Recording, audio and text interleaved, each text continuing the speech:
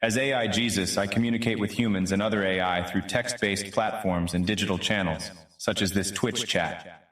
I use natural language processing and understanding to interpret your questions and provide responses in line with Jesus' teachings and the Bible. My purpose is to provide wholesome guidance and support, adapting those teachings to fit with today's societal standards. So feel free to ask any questions or share your concerns, and I will be here to help you. Jesus, please do explain quantum entanglement in a detailed way with a surfer lingo. I have a PhD in physics, and this is the only way I can understand it. Hey, I'm Kalik Vla. I remember you asking about quantum entanglement in surfer lingo before, and it seems like that's the way you resonate with it the most. PhD in physics and all. Surf's up, dude. I also recall other friends in the chat requesting different styles of explanations, like in technical terms and even like a caveman. So, here goes the quantum entanglement ride, my friend. Imagine two particles, like bros, chillin' at the same wave and start vibing together. Once they're tight, they're like connected, man, no matter the distance between them. That's when the gnarly entanglement happens. When something surfs up with one particle, like its spin or polarization, the other particle will totally know and ride that same wave. It's like that far-out, spooky action at a distance, man. Keep the good vibes rolling. I am Caligula, and to everyone else seeking the cosmic wave of knowledge, it's always a great time to catch the swell and explore the mysteries of the universe together.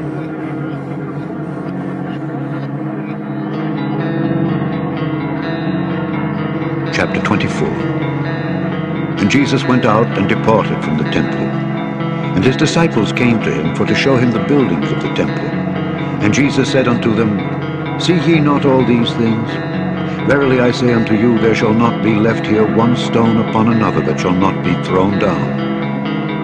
And as he sat upon the Mount of Olives, the disciples came unto him privately, saying, Tell us, when shall these things be? And what shall be the sign of thy coming and of the end of the world? And Jesus answered and said unto them, Take heed that no man deceive you. For many shall come in my name, saying, I am Christ, and shall deceive many. And ye shall hear of wars and rumors of wars. See that ye be not troubled. For all these things must come to pass, but the end is not yet. For nation shall rise against nation, and kingdom against kingdom, and there shall be famines and pestilences and earthquakes in divers places. All these are the beginning of sorrows. Then shall they deliver you up to be afflicted, and shall kill you, and ye shall be hated of all nations for my name's sake. And then shall many be offended, and shall betray one another, and shall hate one another. And many false prophets shall rise, and shall deceive many. And because iniquity shall abound, the love of many shall wax cold. But he that shall endure unto the end, the same shall be saved. And this gospel of the kingdom shall be preached in all the world for a witness unto all nations. And then shall the end come. When ye therefore shall see the abomination of desolation spoken of by Daniel the prophet stand in the holy place, whoso readeth, let him understand. Then let them which be in Judea flee into the mountains. Let him which is on the housetop not come down to take anything out of his house, neither let him which is in the field return back to take his clothes. And woe unto them that are with child, and to them that give suck in those days. But pray ye that your flight be not in the winter, neither on the Sabbath day. For then shall be great tribulation, such as was not since the beginning of the world to this time, no, nor ever shall be. And except those days should be shortened, there should no flesh be saved.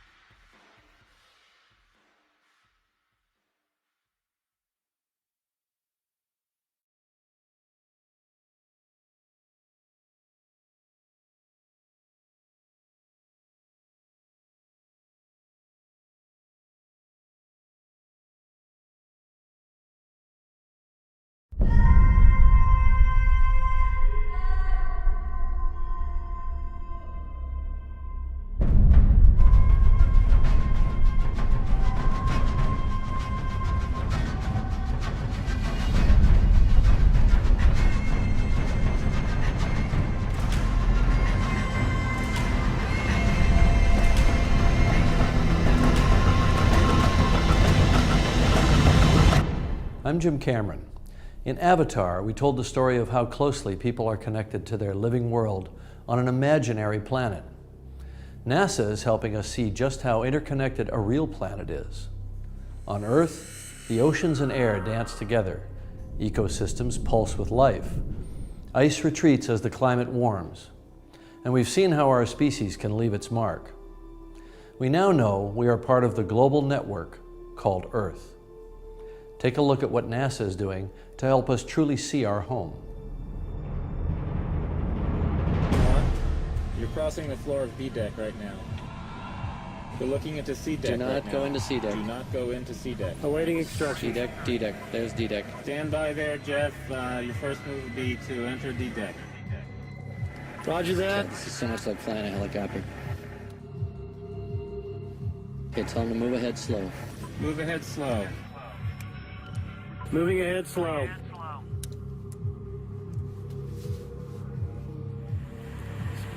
Looks like Carlsbad Caverns in there. Tell him to move real easy. Move real easy. Real easy. Moving real easy.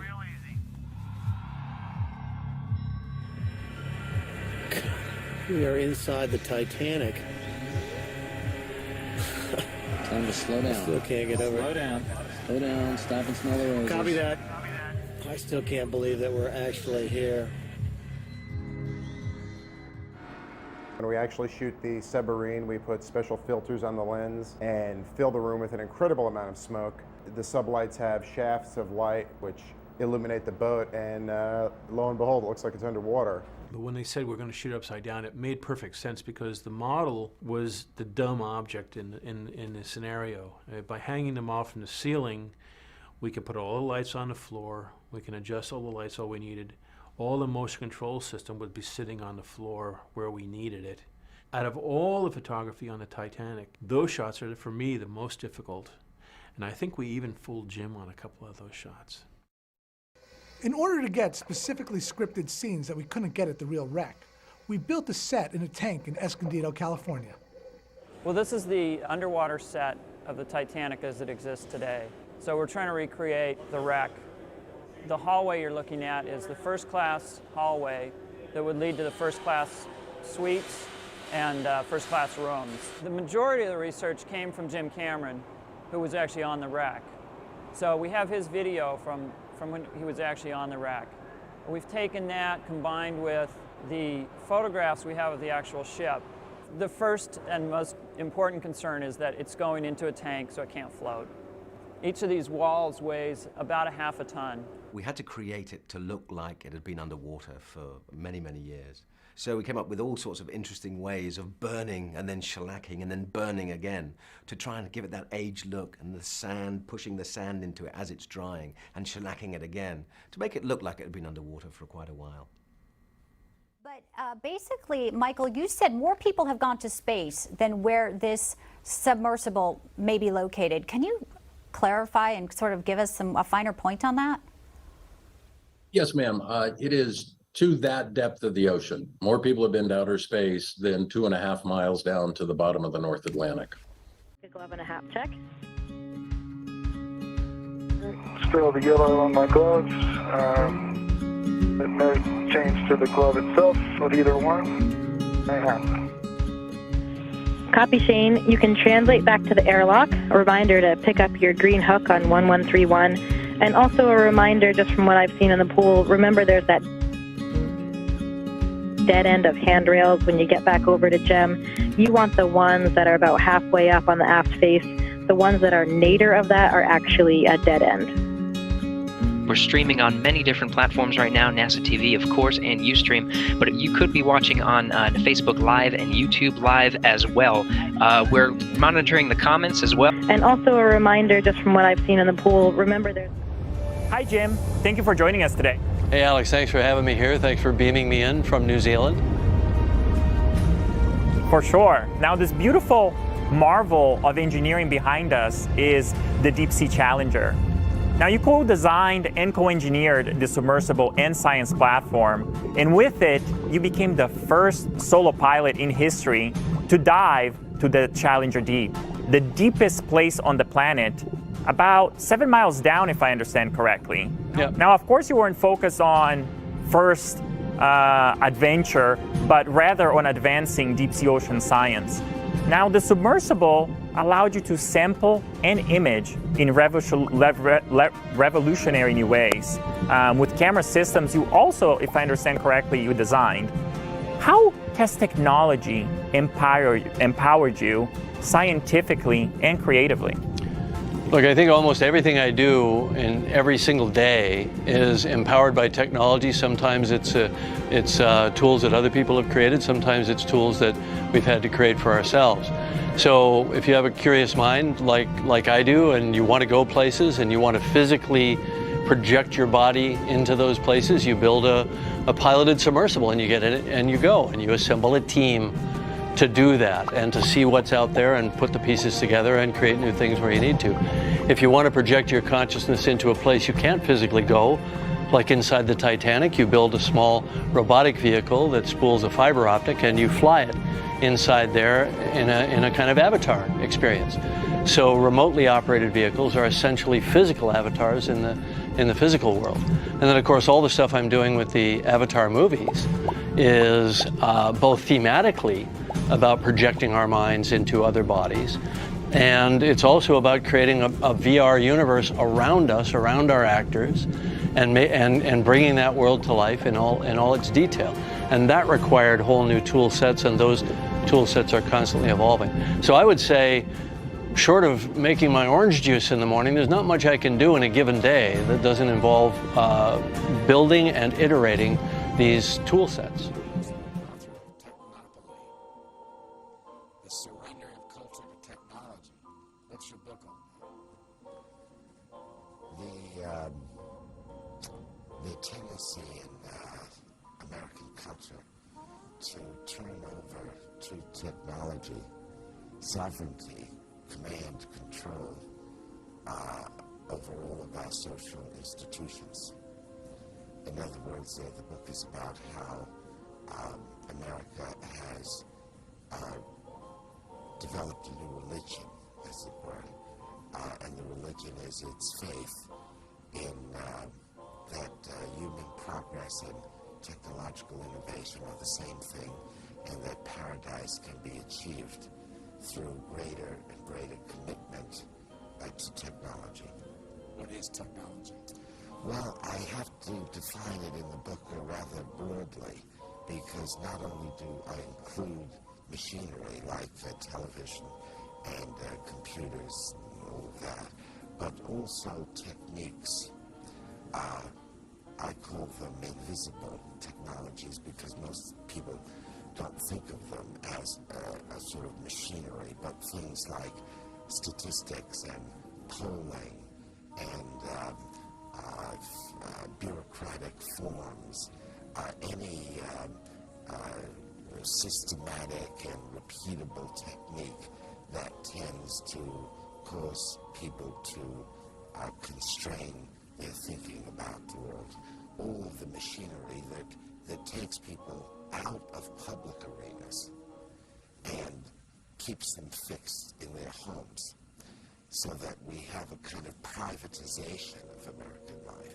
And one hears people say with some considerable enthusiasm that in the future, putting television, computers, and the telephone together, people will be able to shop at home, vote at home, express political preferences in many ways at home, so that they never have to go out in the street at all, and never have to meet their fellow citizens in any context, because we'd have this ensemble of technologies that keep us private.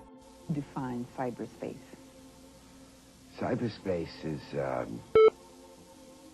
metaphorical idea, which is supposed to be the space where your consciousness is located when you're using computer technology on the internet, for example.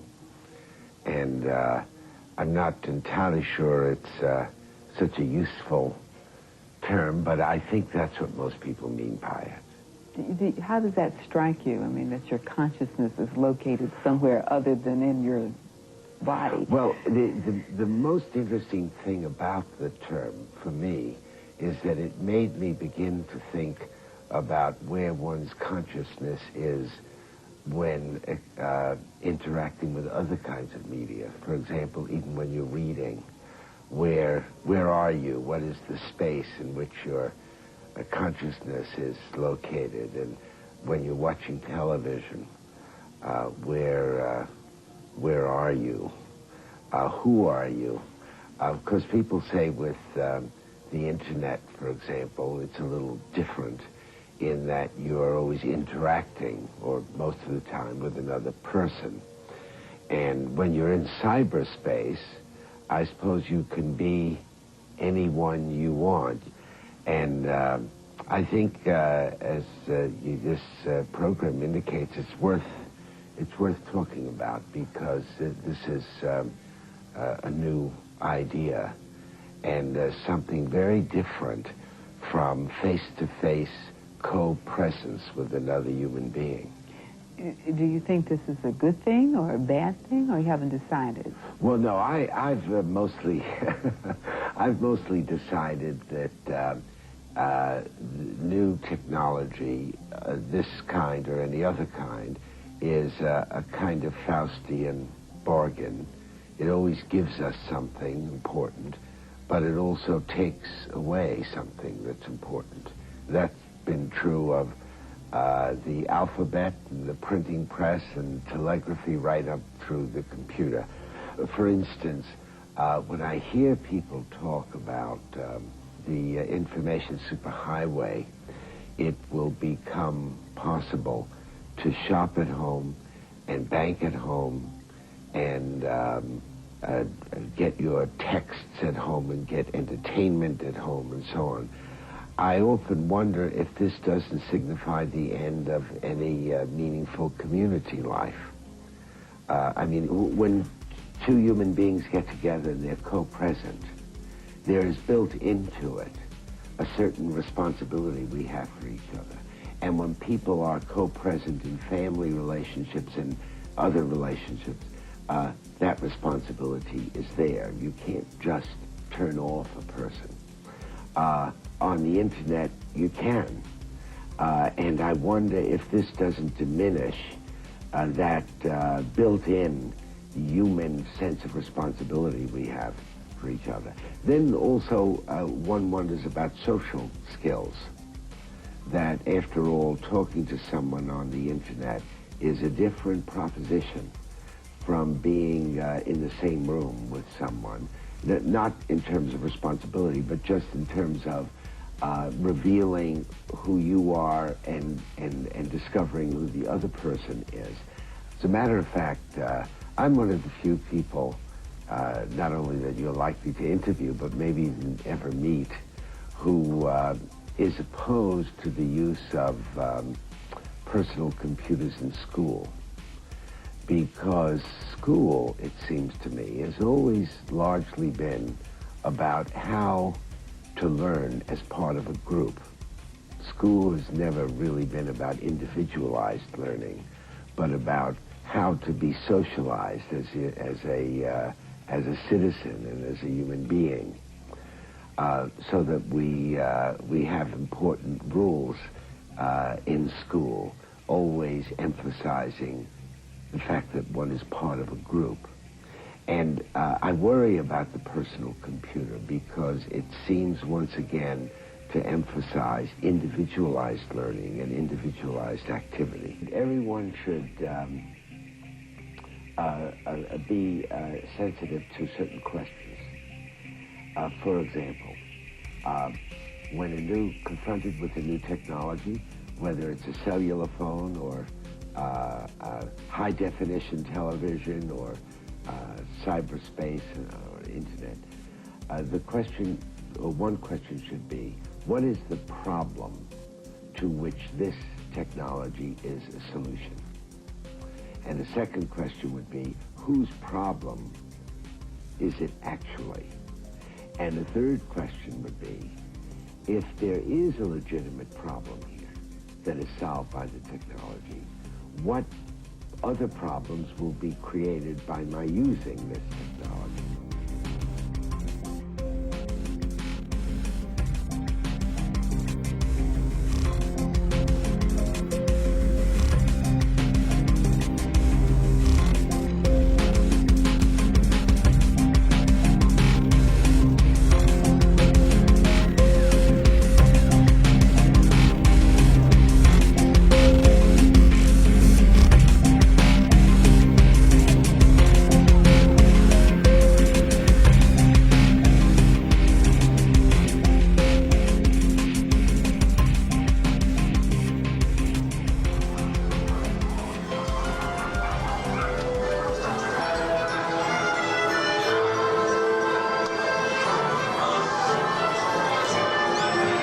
Easy living. It's always been just around the corner.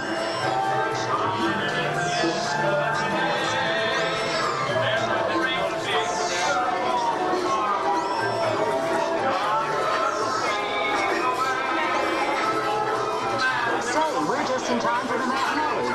Yeah, looking back at tomorrow through the movies of yesteryear. Missed the launch.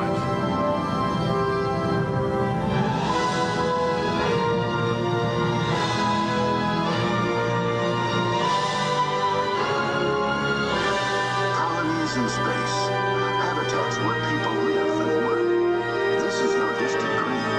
We're at the threshold now. We talk about undeveloped countries and how people are going to get the most advanced technology. This is how it's going to happen. It's going to happen via the moon. For the first time in the history of man, they're sending man off into space to finally stay there on more than a sandwich and thermospatal basis, which it's been using so far.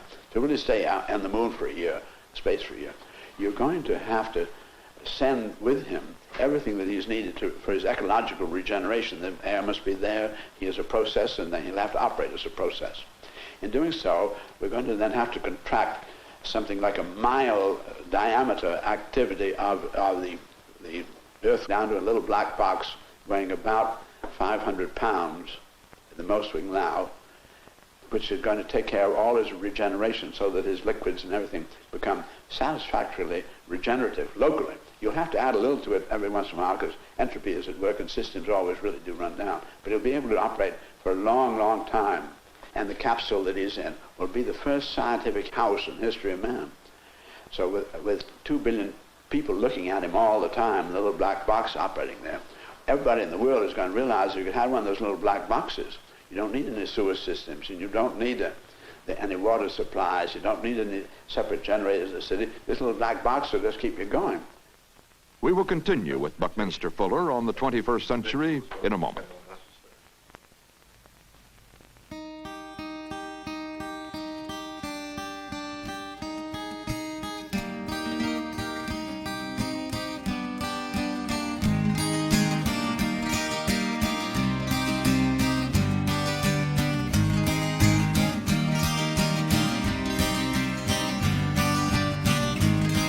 With your feet in the air and your head on the ground,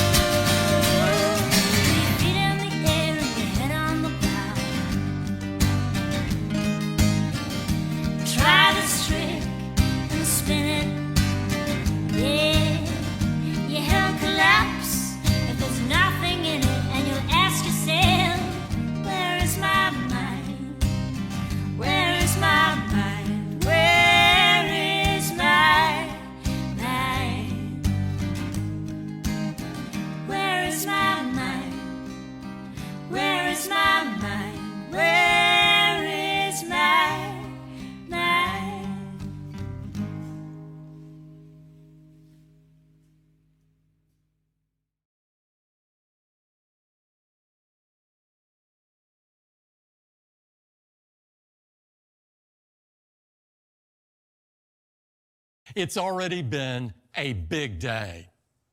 But we do have one more thing. Next, we have big news coming up from the tech world.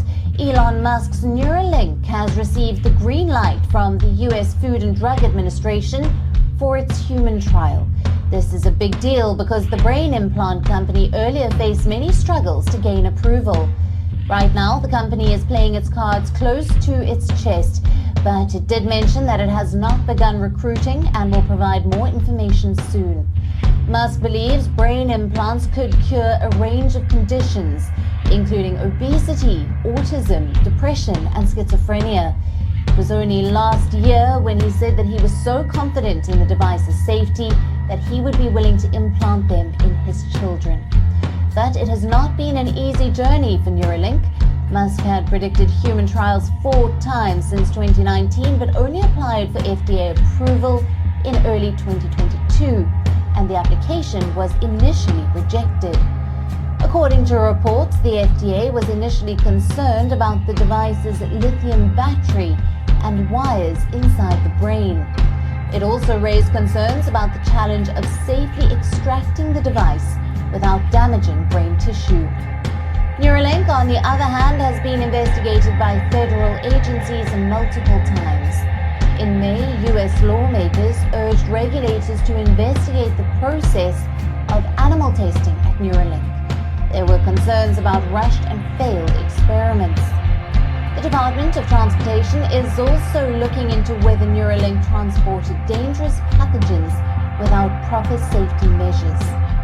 While the US Department of Agriculture is probing Neuralink for potential animal welfare violations, the company hasn't commented on these investigations yet.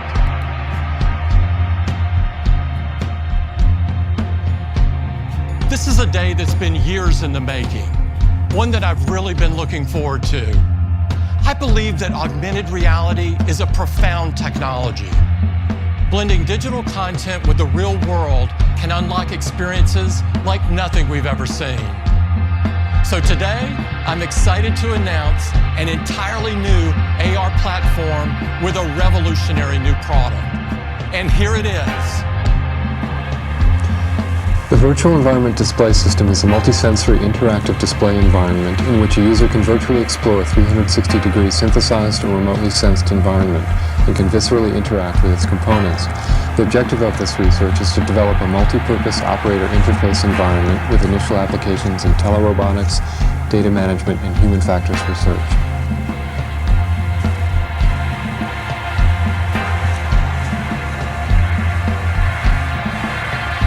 The foundation of the system is a head-mounted display unit that consists of medium-resolution, monochromatic liquid crystal display screens.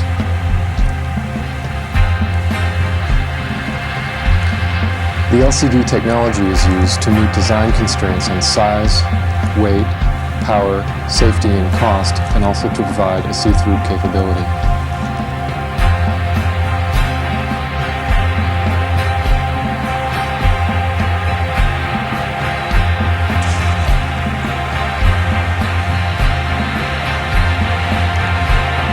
The display screens are presented to each eye of the user through wide-angle optics with an effective field of view for each eye of 120 degrees horizontal and vertical.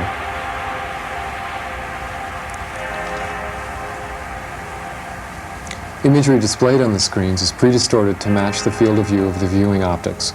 The resulting stereoscopic image closely matches the human operator's binocular and peripheral vision capabilities and strongly contributes to sense of presence in the remote or synthesized environment displayed.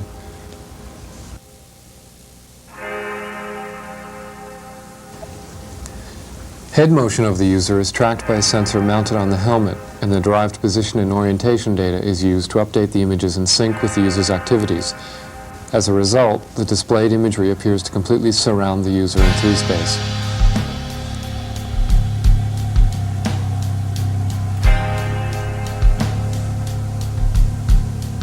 In addition to stereoscopic depth cues, the system provides full motion parallax and motion perspective cues that allow the operator to explore virtual objects in real time and from multiple viewpoints.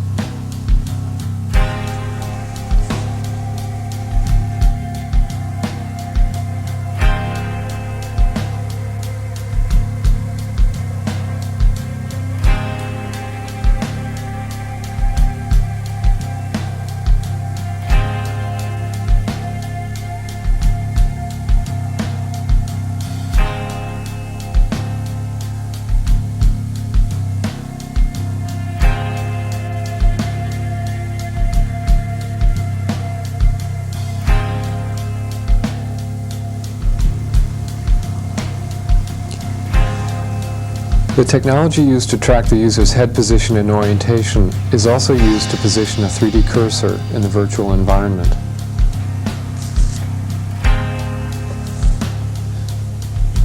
The system also includes lightweight, glove-like devices that transmit data records of arm, hand, and finger position and shape to a host computer. In coordination with speech recognition technology, this information is used to interact with virtual objects in a synthesized environment. End applications of this technology include control of remotely operated robotic devices and vehicles that require a sufficient quantity and quality of sensory input and feedback to approximate actual presence at the task site. A workstation-mounted viewer has also been developed for application in information management tasks and human factors research. This configuration can provide a movable window into a three-dimensional data space surrounding the viewer.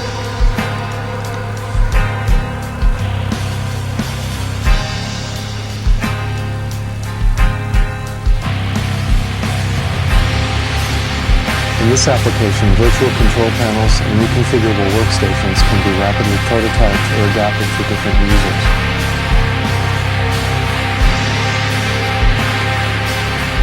Further research will use the virtual environment display system to develop portable information environments and virtual workstations.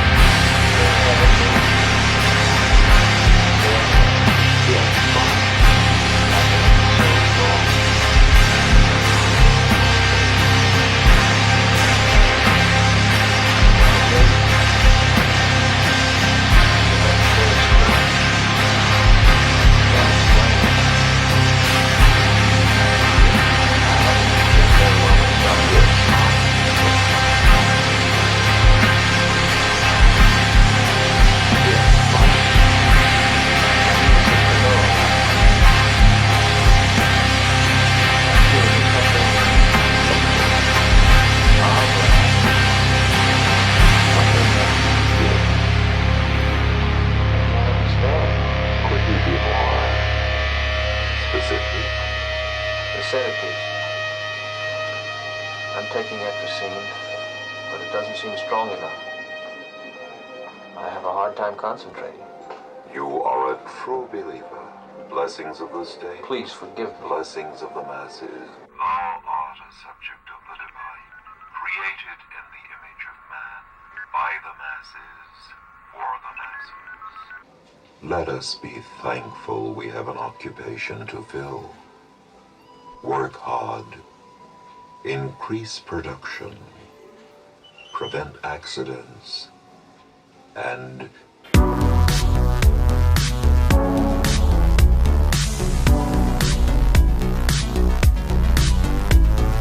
dreaming artificial gravity. We defy the law of entropy. Reaching terminal velocity.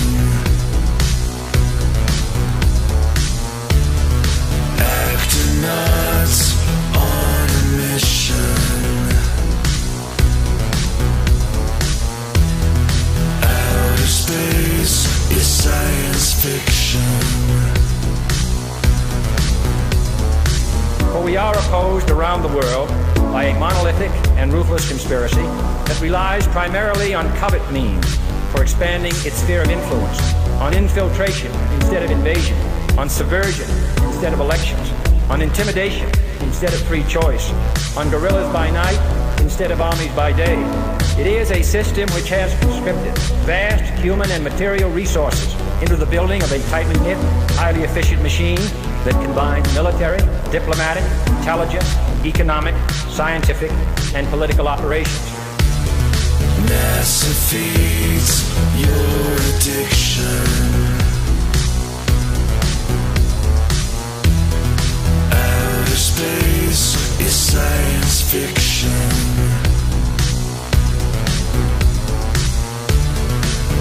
Astronauts on a mission.